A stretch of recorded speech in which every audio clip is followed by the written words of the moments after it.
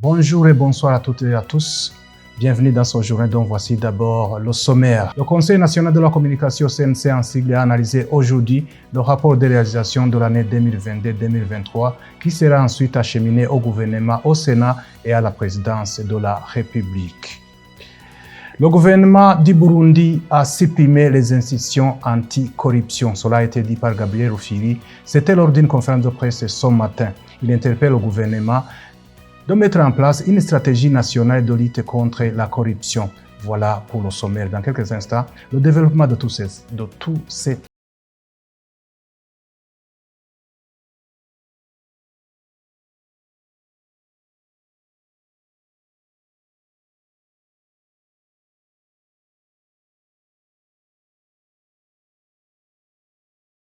Le Conseil national de la communication CNC en sigle a étudié aujourd'hui le rapport de réalisation de l'année 2022-2023 qui sera ensuite acheminé au gouvernement, au Sénat et à la présidence de la République. Suivez à ce propos Vestia Nahimana, elle est la présidente de la CNC. En ce jour exceptionnel où nous procédons à la présentation officielle des rapports annuels de l'activité du Conseil national de la communication, au nom de tous les membres du Conseil national de la communication et en mon nom propre, exprimer ma gratitude à tous ceux qui de près ou de loin contribuent à la promotion de la presse burundaise et à l'accomplissement des missions dévolues au CNC. Nous pensons d'abord au gouvernement de la République du Burundi. On a besoin de démontrer que la presse burundaise bénéficie d'un intérêt manifeste de la part du gouvernement burundais. Les gestes posés en faveur des journalistes et le discours politique qui n'oublie jamais les médias et le cadre légal mis en place en concertation avec les représentants des journalistes, l'exonération des équipements destinés aux médias, les appuis divers et j'en passe, le tout concourt à témoigner de l'importance que le gouvernement du Burundi accorde à la presse. Nous notons en outre l'appui accordé au CNC par le gouvernement du Burundi. Cet appui permet à cette institution de mener à bien, au bon port, sa noble et lourde mission de renforcer de la liberté de la presse qui passe parfois par un travail de régulation encore mal perçu par certains milieux non avertis. Quoi qu'il en soit, il importe de souligner d'entrée de jeu que le travail du CNC constitue un ingrédient indispensable à la liberté de la presse, fondée sur le professionnalisme et la responsabilité sociale des médias et des journalistes. Nous devons donc souligner que la présentation du rapport annuel est soutenue par le souci de transparence qui guide le Conseil national de la communication, mais aussi par le devoir de rendre compte à qui de droit. Après son adoption par l'Assemblée plénière du Conseil, le rapport est soumis au président de la République, au gouvernement, à l'Assemblée nationale et au Sénat. Il va insister sur l'exécution des missions dévolues au Conseil national de la communication, l'état des médias au Burundi ainsi que le respect des textes régissant la presse au Burundi. Bien plus, la présentation de ce rapport va permettre aux médias de se mirer et s'évaluer en vue des réajustements si cela s'avère nécessaire. Le gouvernement du Burundi a supprimé les institutions anti-corruption. Cela a été dit par Gabriel Rufyiri. Il est président de l'ICOM. C'était ce matin lors d'une conférence de presse qu'il a animée. Il interpelle cependant au gouvernement de mettre en place une stratégie nationale pour lutter contre la corruption. Suivez Gabriel Rufyiri. Il est président de l'ICOM. Au lieu d'améliorer les institutions anticorruption qui avaient été mises en place, le gouvernement du Burundi a décidé de les supprimer purement et simplement. le gouvernement du Burundi a décidé de le supprimer à travers des textes qui ont été votés par le Parlement burundais. Ces deux textes sont la loi régissant la police au Burundi, mais aussi le code d'organisation et de compétences judiciaires. Ce qui est grave actuellement, c'est que même la dotation budgétaire n'existe pas actuellement au niveau du budget général de l'État. Et pourtant, les commissaires, les employés qui restent dans la brigade devraient être payés à la fin du mois de juillet. Mais ils ne seront pas payés parce qu'il n'y a pas eu de dotation. Et la brigade spéciale anticorruption est d'arrêt.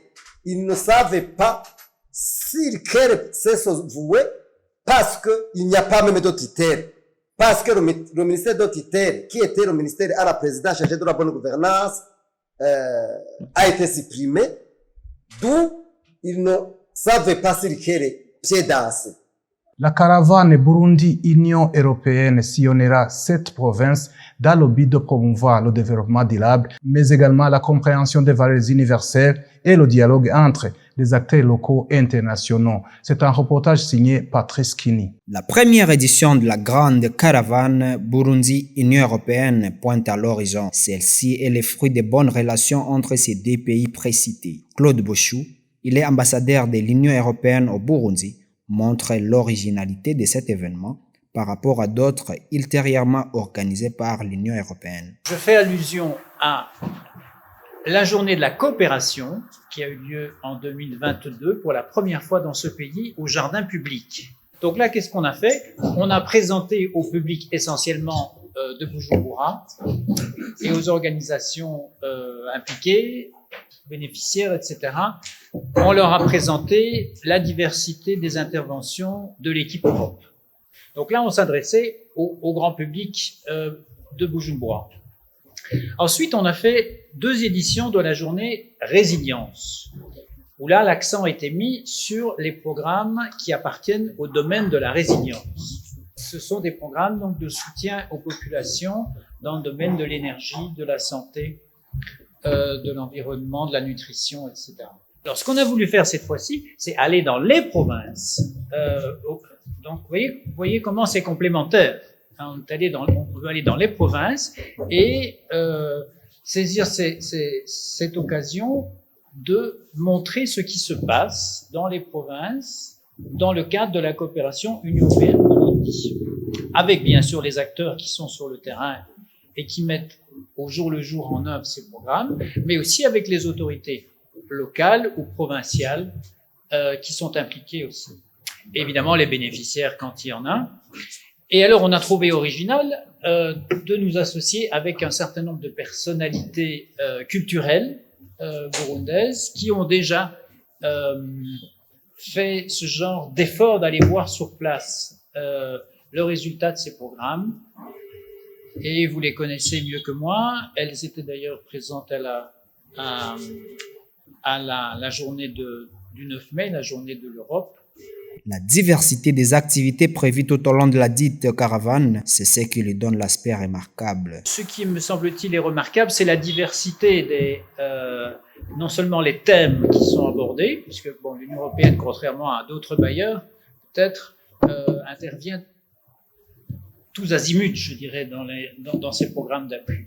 Il y a une grande diversité de thèmes, mais il y a aussi une grande diversité d'événements, c'est-à-dire il y a à la fois des événements sportifs, un match de basket, un match de football, aussi les événements culturels, puisqu'on a ces artistes avec nous, et aussi il y a une séance de théâtre de rue à Ngozi, à laquelle j'assisterai d'ailleurs, et puis il y a un séminaire qui est un peu plus sérieux, un déjeuner avec la gouverneure de Makamba.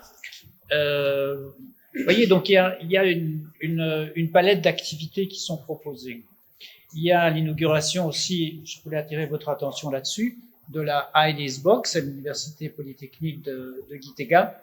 C'est la 3e du pays, donc après celle de Ngozi et celle de Bujumbura, on va inaugurer cet espace. Cette province seront visitées du 21 au 26 août.